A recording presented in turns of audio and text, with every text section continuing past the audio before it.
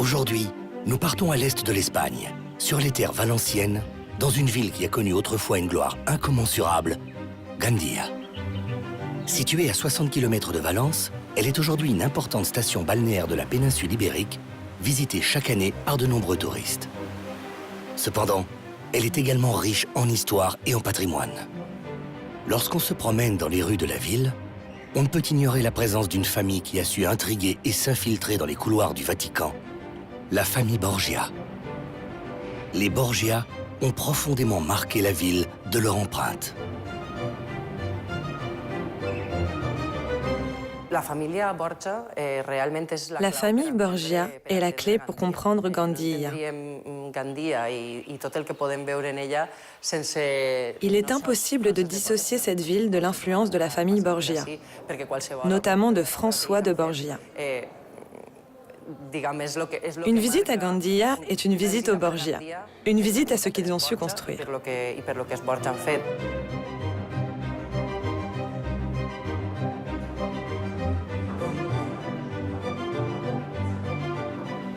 Sur la place Escola Pia, devant la plus ancienne université de la ville, construite entre 1549 et 1772, c'est toute la famille Borgia que l'on découvre, réunie en statue de bronze, œuvre du sculpteur Manuel Boix.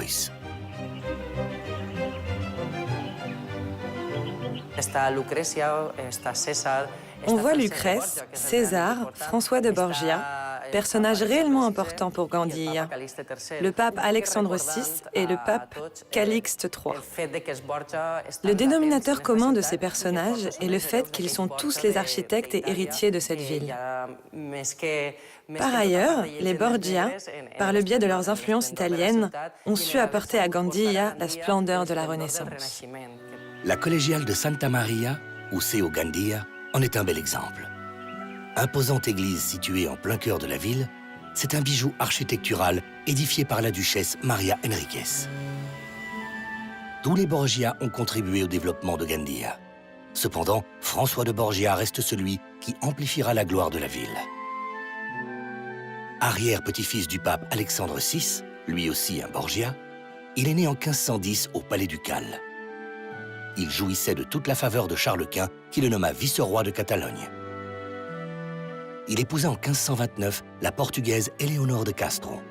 Et ce n'est qu'après la mort de son épouse en 1546 qu'il se libère des obligations conjugales et gouvernementales pour enfin se consacrer à la vie religieuse. François fait vœu de chasteté et devient un membre actif de la Compagnie de Jésus. C'est grâce à cet engagement qu'il fonda la première université jésuite au monde. François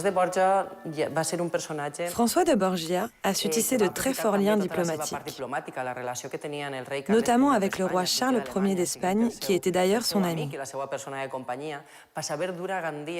C'est grâce à ses capacités de diplomate qu'il a su mettre en exergue la ville de Gandia.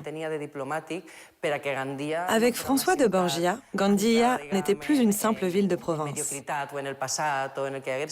À titre d'exemple, Gandia était un lieu de passage obligatoire pour les artistes de la Renaissance italienne. Ses bonnes relations avec la cour de Charles Ier furent la clé pour confirmer la puissance du duché de Gandia. Il fut canonisé en 1671 par le pape Clément X. Saint François de Borgia est fêté le 3 octobre.